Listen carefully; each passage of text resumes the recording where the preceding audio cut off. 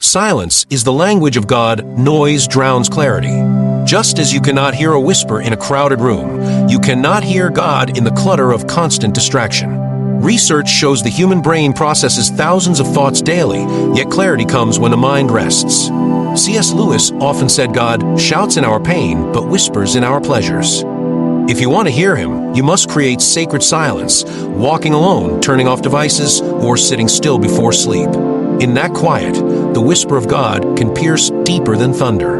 The alignment of desire and obedience. God's voice is not only what you hear, it is what you obey. Many cry for direction, yet ignore the small commands of integrity, honesty, and forgiveness.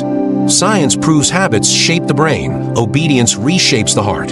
The more you align your desires with His will, the clearer His instructions become. Just as a radio must be tuned to the right frequency, obedience tunes your soul to receive God's signal without static. The role of Scripture and patterns. God's voice rarely contradicts what He has already spoken. Scripture is His living vocabulary. Psychology shows humans recognize patterns faster than random events. When you know His Word, you detect His pattern in daily life, through nature, conversations, or sudden insights. To a mind shaped by Scripture, God's whisper in daily events feels familiar, like a loved one's tone across a crowd. Discerning spirit versus emotion. One of the greatest confusions is mistaking emotion for God's voice. Feelings are like weather, changing every hour. God's Spirit, however, is steady like the laws of gravity. Neuroscience explains how emotions trigger fight or flight responses, yet God's voice does not produce panic. It produces peace, even in storms. Fear screams, but God whispers peace. If the direction you hear makes you wise, humble, and stronger in character, it is likely Him, not fleeting emotion. The furnace of trials and brokenness. Pain is not a barrier to God's voice. Often, it is the amplifier. Trials strip away illusions and make us desperate for truth. C.S. Lewis wrote that suffering is God's megaphone to rouse a deaf world.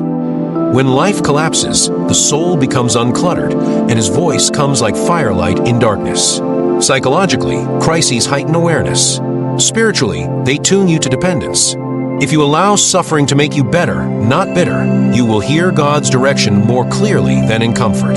The courage to act once you hear the last key is courage. Many hear God faintly but never move, paralyzed by fear of failure or judgment.